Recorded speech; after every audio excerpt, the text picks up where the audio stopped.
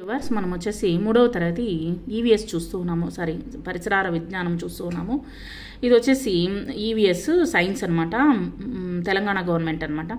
జంతువులు వాటి నివాసాలు, ఇక్కడ వచ్చేసి జంతువులు ఎక్కడెక్కడ ఉంటాయి, వాటి నివాసాలు ఏంటి అనేది మనము ఈ యొక్క లెసన్లో మనం తెలుసుకుందాము. ఆ రోజు ఆదివారము మహేష్, కమల, లత, సలీము, డేవిడ్ తోటకు వెళ్ళారు. తోట పక్కనే మహేష్ వాళ్ళ పొలాలు ఉన్నాయన్నమాట. తోటలో పొలాల్లో వాళ్లకు రకరకాల జంతువులు, పక్షులు కనిపించాయి. కింద బొమ్మ చూడండి, వాళ్ళు ఏమేమి చూసారో చెప్పండి. ఇక్కడ చూడండి, రకరకాల జంతువులు వచ్చేసి చెట్ల పైన, చెట్ల కింద మనము చూస్తూ ఉన్నాము. ఇక్కడ వచ్చేసి కొంగ, తర్వాత కోతి, పైన వచ్చేసి ఉడత, తర్వాత వచ్చేసి పక్షులు, చిలుక, పావురాలు, తర్వాత వచ్చేసి ఇక్కడ ఏలుక, ఉడతలు, పాము, ఆవులు, ఇవన్నీ ఎడ్లు, ఇవన్నీ కనిపిస్తూ ఉన్నాయి మనకు. పై చిత్రంలో ఏ ఏ జంతువులు, పక్షులు ఉన్నాయి? మీ చుట్టుపక్కల మీరు ఏ ఏ జంతువులను, పక్షులను చూశారు? తోటలో అందరూ మధ్యాహ్నం వరకు ఆడుకున్నారనమాట. అక్కడ చాలా మంది పెద్దవాళ్ళు చేపలు పడుతున్నారు. మహేష్ చేపలు పట్టడం చూడడానికి చెరువు దగ్గరికి వెళ్ళాడు. చెరువులో, చెరువు గట్టు మీద కూడా రకరకాల జంతువులు కనిపించాయన్నమాట. వెంటనే స్నేహితులందరినీ చెరువు దగ్గరికి రమ్మని పిలిచాడనమాట. నీళ్లలోని జంతువులను చూడమన్నాడు. వాళ్ళు నీటిలో ఏ జంతువులు చూసి ఉంటారో చెప్పండి. చూడండి, కింది చిత్రం చూడండి, ఏమేమి కనిపిస్తున్నాయి, అవి ఎక్కడ ఉంటాయో చూడండి. ఇక్కడ చూడండి, ముసళ్ళు, కప్పలు, తర్వాత వచ్చేసి చేపలు, ఇవన్నీ మనకు కనిపిస్తున్నాయి. ఎండ్రకాయ, తర్వాత వచ్చేసి తాబేలు, ఇవన్నీ మనకు ఈ యొక్క చెరువులో కనిపిస్తూ ఉన్నాయన్నమాట. చేపలు నీటిలోనే ఉంటాయి. కొన్ని రకాల పాములు నీటిలో ఉంటాయి, మరికొన్ని నేల మీద ఉంటాయన్నమాట. కానీ కప్పలు, తాబేళ్లు, ముసళ్ళు, ఎండ్రకాయలు వంటివి నీటిలోనూ ఉంటాయి, నేల మీద కూడా ఉంటాయన్నమాట. రెండు దగ్గరలో ఉంటాయి అవి. గమనించండి, తాబేళ్లు, ముసళ్ళు, ఎండ్రకాయలు వచ్చేసి నీటిలోనూ ఉంటాయి, తర్వాత వచ్చేసి నేల మీద కూడా ఉంటాయి. జంతువులు వేరువేరు స్థలాల్లో నివసిస్తూ ఉంటాయి అన్నమాట. కొన్ని చెట్ల మీద ఉంటాయి, కొన్ని నీళ్లలోనూ ఉంటాయి, కొన్ని నేలపైన ఉంటాయి, మరి కొన్ని నేల లోపల బొరియలు తీసుకుని ఉంటాయన్నమాట, నివసిస్తూ ఉంటాయన్నమాట. ఈ విధంగా మనకు ఈ యొక్క పక్షులు, జంతువులు అనేటువంటిది మనకు కనిపిస్తూ ఉన్నాయి. పై చిత్రంలో జంతువులు ఎక్కడెక్కడ నివసిస్తున్నాయో చెప్పండి, రాయండి. ఇవన్నీ మనము తర్వాత తెలుసుకుందాం నోట్స్ లో. ఇక్కడ ఉన్న చిత్రాలకు వచ్చేసి రంగులు వేయండి. ఇక్కడున్న చిత్రాలకు వచ్చి బొమ్మలకు వచ్చేసి రంగులు వేయండి. చూడండి, కొన్ని జంతువులు మన ఇళ్లలో కూడా నివసిస్తూ ఉంటాయి. క్రింది చిత్రం చూడండి, ఇళ్లలో ఉండే జంతువులు బొమ్మలకు రంగులు వేయండి. ఇళ్లలో పెంచుకునేటువంటి జంతువులను పెంపుడు జంతువులు అంటారనమాట. ఈ యొక్క ఇంట్లో పెంచుకునేటువంటివి చూడండి, ఏనుగును పెంచుకోలేము, కానీ కేరళలో వచ్చేసి ఏనుగుల్ని కూడా పెంచుతారు ఇళ్లలో. తర్వాత వచ్చేసి కుక్కలు, తర్వాత వచ్చేసి ఎద్దు, ఆవు, తర్వాత పిల్లి పెంచుకుంటారు, తర్వాత వచ్చేసి చేపను పెంచుకుంటారు, తర్వాత ర్యాబిట్స్ ని వచ్చేసి కుందేళ్లను కూడా పెంచుకుంటున్నారు. ఇప్పుడు ఇక్కడ చూడండి, గుర్రం ఉంది, గాడిద, తర్వాత సింహాన్ని, కానీ దుబాయ్లో వచ్చేసి సింహాన్ని కూడా పెంచుకుంటున్నారనమాట. ఈ సింహం వచ్చేసి చాలా డేంజరు. సింహాన్ని కూడా పెంచుకుంటున్నారు ఇళ్లలో వచ్చేసి. పులి పిల్లల్ని పెంచుకుంటా ఉన్నారు చాలా మంది. తర్వాత పందిని పెంచుకుంటారు, మేకల్ని పెంచుకుంటారు, కోళ్లని. ఈ విధమైనటువంటివన్నీ మనము ఇంట్లో పెంచుకునేటువంటి జంతువులని ఏమంటామంటే పెంపుడు జంతువులు అని అంటాం. పెంచుకునేటువంటివి కాబట్టి పెంపుడు జంతువులు అని అంటారు వీటిని. పక్షులు ఎక్కడ నివసిస్తాయి? పక్షులు చెట్లపైన నివసిస్తాయి కదా. రంగా వాళ్ళ ఇంటికి వాసు వచ్చాడు. ఇంటి పైకప్పుకు వేలాడదీసినటువంటి గిన్నెలోని నీళ్లను పిచ్చుకలు తాగుతూ స్నానం చేస్తూ ఉండడం గమనించాడనమాట.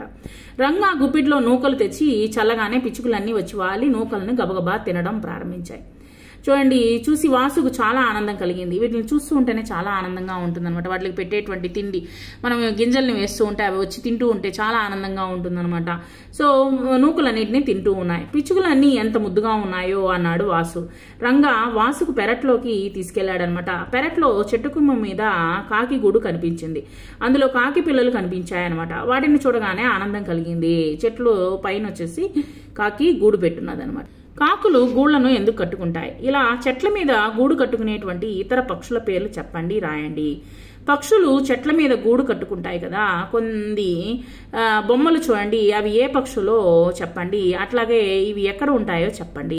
చూడండి, ఒకటి వచ్చేసి గుడ్లగూబ, ఒకటి వచ్చేసి చిన్న పిచ్చుక లాగుంది ఇది, తర్వాత వచ్చేసి వుడ్ పెక్కర్, తర్వాత వచ్చేసి కొన్ని పిచ్చుకలు వచ్చేసి ఈ విధంగా కట్టుకుంటాయి ఇల్లు. తర్వాత వచ్చేసి ఇక్కడ పావురాలు. సో ఈ విధంగా మనము కొన్ని పక్షుల్ని చూసామన్నమాట. ఈ విధంగా పక్షులు వచ్చేసి వాళ్ళ యొక్క నివాసాలని కట్టుకుంటాయన్నమాట. అవే ఇవే కాకుండా ఇంకా కొన్ని పక్షులు ఎక్కడ నివసిస్తుంటాయో పెద్దవారిని అడిగి తెలుసుకోండి. వాటిని ఆన్సర్స్ చెప్పేటప్పుడు మనము చూద్దాం వాటి గురించి. కొన్ని వలస పక్షులు అనమాట. రంగా వాసు సాయంత్రము ఆడుకుంటూ ఆకాశంలో ఎగిరే కొంగ గుంపును చూశాడనమాట. అవన్నీ ఒకే వరుసలో ఆకాశంలో ఎగురుతుంటే ఎంతో ఆనందంగా కనిపించాయి. ఇవి అప్పుడప్పుడు కనిపిస్తూ ఉంటాయి కదా, అవి ఎక్కడ ఉంటాయని అడిగాడనమాట. వాసు అడిగాడు. ఇవి ఇప్పుడు కనిపించేవి కావు, వర్షాకాలంలో కనిపిస్తాయి అని రంగా చెప్పాడనమాట. అంటే కొన్ని వలస వస్తాయన్నమాట, ఒక ప్రాంతం నుంచి ఇంకో ప్రాంతానికి వస్తూ ఉంటాయన్నమాట. కొన్ని పక్షులు గుడ్లు పెట్టి పిల్లల్ని పొదవడం కోసము, ఆహారం కోసం ఒక ప్రాంతం నుంచి ఇంకో ప్రాంతానికి వెళ్తాయి. అక్కడ దొరకదనమాట ఫుడ్. తర్వాత వచ్చేసి తనకు కావలసినటువంటి గింజలు, తనకు కావాల్సినటువంటి ఆహార పదార్థాలు దొరకదు. తర్వాత వచ్చేసి కొన్ని వాటర్ కూడా దొరకదు అనమాట. అందువల్ల ఏం చేస్తాయంటే ఒక ప్రాంతం నుంచి ఇంకో ప్రాంతానికి ఎగురుకుంటూ వస్తాయన్నమాట. అట్లాగే మరికొన్ని పక్షులు వేసవి కాలంలోనూ చలికాలంలోనూ అక్కడి వాతావరణాన్ని తట్టుకోలేక ఇతర ప్రాంతాలకి వలసపోతాయన్నమాట. ఒక ప్రాంతం నుంచి ఇంకో ప్రాంతానికి వెళ్ళిపోతాయన్నమాట. ఇలాంటి పక్షులను వలస పక్షులు అని అంటారన్నమాట. ఇలాంటి పక్షులను వచ్చేసి ఏమంటారంటే వలస పక్షులు. ఒక ప్రాంతం నుంచి ఇంకో ప్రాంతానికి ప్రయాణం చేసేటువంటి పక్షుల్ని వలస పక్షులు అని అంటారు. వలస పక్షులు గుంపులుగా వెళ్ళడాన్ని మీరు ఎప్పుడైనా గమనించారా? వాటి గురించి చర్చించండి. ఏవి ఎలా వెళ్తాయి? జంతువులు మరియు పక్షులు ఒక చోటు నుంచి మరో చోటుకి వెళ్ళడాన్ని కొన్ని నడుస్తూ వెళ్తాయి, కొన్ని పాకుతూ వెళ్తాయి, కొన్ని గెంతుతూ వెళ్తాయి, మరి కొన్ని ఎగురుతూ వెళ్తాయి అనమాట. ఈ విధంగా ఒక ప్రాంతం నుంచి ఇంకో ప్రాంతానికి జంతువులు పక్షులు వెళ్తూనే ఉంటాయన్నమాట. ఇందుకోసం అవి వాటి కాళ్ళు, రెక్కలు, ఒక్కసారి తోకను కూడా ఉపయోగిస్తూ ఉంటాయన్నమాట. జంతువుల్లో ఏవేవి ఎగురుతుంటాయి, ఏవేవి పాకుతాయి, ఏవేవి గెంతుతాయి ఈ కింది చిత్రంలో చూడండి. బొమ్మలు చూడండి. ఇక్కడ వచ్చేసి జంతువులు, పక్షులు ఇవన్నీ మనము చూస్తూ ఉన్నాం అనమాట ఈ యొక్క బొమ్మలో. చూడండి, చేసి చూద్దామా? మీకు నచ్చినటువంటి లేదా మీరు చూసినటువంటి జంతువు చిత్రాన్ని ఒక నోట్ బుక్ తీసుకోండి. ఇప్పుడు మీరు ముగ్గురు చొప్పున ఒక జట్టుగా కూర్చోండి. ఒక్కొక్క జట్టు ఒక కాగితం తీసుకోండి. దాన్ని 3 భాగాలుగా మడవండి. ప్రతి జట్టులో ఒకరు మొదటి మడత పైన వచ్చినటువంటి జంతువుల తల, మెడ బొమ్మని గీయాలి. గీసినటువంటి భాగాన్ని మడిచి రెండో వారికి ఇవ్వాలన్నమాట. జట్టులోని రెండో వారు రెండో మడతలో వచ్చినటువంటి జంతువు మొండెము బొమ్మ కింద గీయాలి. గీసిన భాగాన్ని మూడో వాళ్ళకి ఇవ్వాలి. జట్టులోని మూడో వాళ్ళు మూడో మడతలో వచ్చినటువంటి జంతువు కాళ్ళు గీయాలన్నమాట. ఇప్పుడు కాగితం మడత విప్పి చూడండి. ఇది ఒక వింత జంతువులా కనిపిస్తూ ఉందన్నమాట. అలాగే మిగిలిన జట్లలోని విద్యార్థులు గీసిన బొమ్మలను కూడా చూడండి. జయ, విజయ, లతలు కూడా ఇలాగే గీశారు. వారు గీసినటువంటి బొమ్మను చూడండి. దీంట్లో ఏ భాగం ఏ జంతువుదో చెప్పండి. చూడండి, ఏనుగు, కుందేళ్లు, ఆవులు, తర్వాత వచ్చేసి గుర్రము. సో ఈ విధంగా పులి, ఈ విధమైనటువంటి శరీరాన్ని తయారు చేశారు పిల్లలు. ఇంకొక ముఖ్యమైనటువంటి విషయం ఏంటంటే జంతువుల పట్ల దయ చూపాలి. ఒకరోజు కిట్టు బడికి వెళ్తూ ఉంటే దారిలో మూలుగుతూ బాధతో అరుస్తూ ఒక కుక్క పిల్ల కనిపించింది. దానికి కాలుకి గాయం అయింది. కిట్టు దాన్ని ఇంటికి తీసుకుని వచ్చి వాళ్ళ నాన్నకు చూపించాడు. వాళ్ళ నాన్న కుక్కపిల్ల గాయాన్ని కట్టుకట్టాడనమాట. తర్వాత కిట్టు గిన్నెలో పాలు పోసి దాన్ని తాగించాడనమాట. పాలు తాగిన కుక్కపిల్ల ఆనందంతో తోక ఊపుతూ కిట్టు దగ్గరికి వెళ్ళింది. కిట్టు దానికి ముద్దుగా పింకీ అని పేరు పెట్టుకున్నాడు అనమాట. ఆ రోజు నుండి పింకీ కిట్టు వాళ్ళ కుటుంబంలో కలిసిపోయింది. కిట్టు చేసిన పనిని బడిలో ఉపాధ్యాయులు, తోటి పిల్లలు ఎంతగానో మెచ్చుకున్నారు. కాబట్టి ప్రేమ, ఆప్యాయత అనేటువంటిది మనుషులకు మటుకు కాదు, జంతువులకు కూడా, మూగ జంతువులను కూడా మనము ఆదరించాలి అనేటువంటిది ఈ కిట్టు ద్వారా మనం తెలుసుకున్నాము. సరే, కిట్టు ఏం చేశాడో తెలుసుకున్నారు కదా. మీరు ఇలా ఎప్పుడైనా చేశారా? ఏం చేశారు? మీ ఇంట్లో కానీ వీధిలో కానీ ఆకలితో తిరిగేటువంటి పిల్లి కూనలు, కుక్క పిల్లలు కనిపిస్తే మీరేం చేస్తారు? సీతాకోక చిలుకకు రంగులు వేయండి. ఇక్కడ చూడండి, ఒక బొమ్మకి చక్కగా రంగులు వేయండి. సీతాకోక చిలుక ఎంత అందంగా ఉందో కదా. చెట్ల పైన వాలుతుంటే చూడడానికే ముచ్చటగా ఉంటుంది. అలాగే తూనీగలు కూడా గాల్లో ఎగురుతూ ఉంటే ఎంతో ఆనందంగా కనిపిస్తాయి. కొంతమంది ఏం చేస్తారంటే సీతాకోక చిలుకను పడతారు, తర్వాత వచ్చేసి తూనీగలను పడతారు. తూనీగలకి ఆ యొక్క తోకకు వచ్చేసి దారం జుట్టి అక్కడ నుంచి పరుగులు తీస్తూ ఉంటారు. అలాంటి పనులు చేయొద్దు. ఇలాంటి వాటిని మనం కాపాడుకోవాలి. కానీ కొంతమంది తుంటరి పిల్లలు చెట్లు ఎక్కి పక్షి గూళ్లను పగలగొట్టడము, తర్వాత వచ్చి గజిగాడి గూడిలోని గుడ్లను పగలగొట్టి వాటి గూళ్లతో ఆడుకోవడము, తర్వాత సీతాకోచిలుక, తూనీగ వంటి రెక్కలు విరచడము, రోడ్ల మీద కనిపించేటువంటి కుక్కల మీదకు రాళ్లు విసరడము వంటివి చేస్తూ ఉంటారు. ఇది చాలా తప్పు. మనతో పాటు మన పరిసరాల్లో అనేక జంతువులు జీవిస్తుంటాయి. అవన్నీ మనలాంటి జీవులే, కానీ గాయపడితే మనలాగే బాధపడతాయి. అందుకే వాటిని బాధ పెట్టకూడదు. మనకు వచ్చేసి అరుస్తాము, మనకు నోరు ఉంది, మనం అరుస్తాము, కానీ వాటికి నోరు ఉందా? లేదు కదా. ఆ యొక్క పక్షులు, జంతువులు, మూగజీవాలు, వాటిని వచ్చేసి ఏ కారణం చేతను బాధ పెట్టకూడదు అనమాట. సరే, జంతువుల గురించి తెలుసుకున్నాం, పక్షుల గురించి తెలుసుకున్నాం. తర్వాత వచ్చేసి ఇప్పుడు కీటకాల గురించి తెలుసుకుందాం. పురుగులు. కింది కీటకాలను చూడండి. వీటిలో మీరు వేటిని ఎక్కువగా చూస్తారు? ఎక్కడెక్కడ చూసారో చూడండి. ఇక్కడ చూడండి, బల్లు, ఈగ, సీతాకోచిలుక, చీమలు, తర్వాత బొద్దింకలు, తర్వాత తూనీగలు, తర్వాత వచ్చేసి తేలు, జర్రి, తర్వాత వచ్చేసి ఈ యొక్క బొద్దింకలు, తర్వాత వచ్చేసి బగ్స్ అనమాట, నల్లులు, తర్వాత వచ్చేసి దోమలు, ఇవన్నీ మనము చూస్తూ ఉంటాం, నిత్యం చూస్తూనే ఉంటాం అనమాట. చూడండి, కీటకాలు కుడితే ఏమవుతుంది? డాక్టర్ దగ్గరికి పరిగెత్తాల. కీటకాలు కుడితే వాచిపోతుంది, అక్కడ వచ్చేసి రక్తం గడ్డగట్టుకుపోతుంది. రాజు వాళ్ళ తాతకు చలి జ్వరం వచ్చింది, జ్వరం వస్తుంది, ఆరోగ్యం బాగాలేకుండా పోతుంది అనమాట. కాబట్టి డాక్టర్ దగ్గరికి తీసుకెళ్లిపోయారు. డాక్టర్ పరీక్ష చేసి మలేరియా జ్వరం వచ్చిందని చెప్పారనమాట. మలేరియా జ్వరం ఎందుకు వచ్చిందని రాజు డాక్టర్ని అడిగాడనమాట. ఒక రకం దోమ కుట్టడం వల్ల మలేరియా వచ్చిందని డాక్టర్ చెప్పాడు. దోమలు కుట్టకుండా మనం ఏ జాగ్రత్తలు తీసుకోవాలి, దోమలు పెరగకుండా మనం ఏ జాగ్రత్తలు తీసుకోవాలి అనేటువంటి మనము ఈ యొక్క క్వశ్చన్స్ మనము తయారు చేయాలి. కొన్ని మందులు, కాయిల్స్ ఇవన్నీ ఉన్నాయి. దోమలు కుట్టకుండా మనము మందులు వాటికి బాగా తగలేస్తూ ఉన్నాము.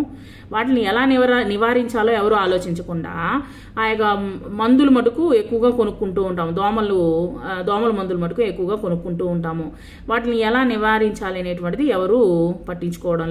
అదేవిధంగా గవర్నమెంటే పట్టించుకోవాలి, గవర్నమెంటే వాటిని రూపుమాపాలి అనేటువంటిది ఏం లేదు. మన పరిసరాలను వచ్చేసి మనం శుభ్రంగా ఉంచుకుంటేనే దోమలు అనేటువంటిది రానే రావు. దోమలు నిలవ ఉన్న నీటిలో పెరుగుతాయి అనమాట. నిలవ ఉన్నటువంటి నీటిలో మురిగిపోయినటువంటి మురుగు కాలువల్లో ఎక్కువగా ఉంటాయన్నమాట.